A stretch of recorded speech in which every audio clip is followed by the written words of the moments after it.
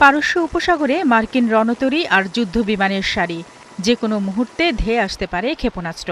এর ওপর আবার ট্রাম্পের কড়া হুঁশিয়ারি। তারপরও পারমাণবিক কর্মসূচি ও অস্ত্র ভান্ডার নিয়ে কথা বলতে নারাজ ইরান। আর এতে অবাক যুক্তরাষ্ট্রসহ বিশ্ববাসী।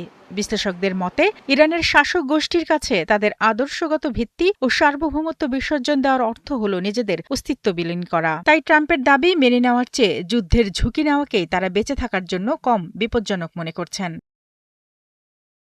যুক্তরাষ্ট্র ও ইরানের কর্মকর্তাদের মধ্যে সংঘাত এড়ানোর শেষ চেষ্টা হিসেবে আগামী বৃহস্পতিবার জেনেভায় একটি বৈঠক হওয়ার কথা রয়েছে। ট্রাম্প প্রশাসন চাইছে ইরান যেন কোনোভাবেই ইউরেনিয়াম সমৃদ্ধ করতে না পারে, সেই সঙ্গে ব্যালিস্টিক ক্ষেপণাস্ত্রের পাল্লা কমানো এবং আঞ্চলিক সশস্ত্র গোষ্ঠীগুলোর প্রতি সমর্থন বন্ধের দাবিও রয়েছে ওয়াশিংটনের।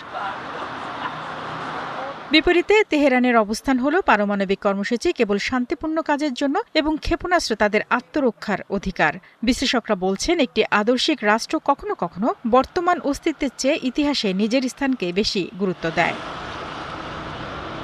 আন্তর্জাতিক নিষেধাজ্ঞায় অর্থনীতি বিপর্যস্ত। মার্কিন প্রশাসনের ধারণা ইরান এখন এতটাই দুর্বল যে তারা সব দাবি মেনে নেবে। তবে বিশ্লেষকরা বলছেন, ইরান বিশ্বাস করে একবার নতি স্বীকার করলে চাপ কমবে না, বরং যুক্তরাষ্ট্র আরও বেশি আগ্রাসী হবে। এদিকে যদি সংঘাত শুরু হয় তবে তা কতদূর গড়াবে তা নিয়ে রয়েছে নানা সমীকরণ। বিশ্লেষকরা মনে করেন, ইরান সম্ভবত গত জুনের মতোই সীমিত হামলা হজম করে নিয়ে মধ্যপ্রাচ্যের মার্কিন ঘাঁটিগুলোতে পাল্টা আঘাতের চেষ্টা করবে।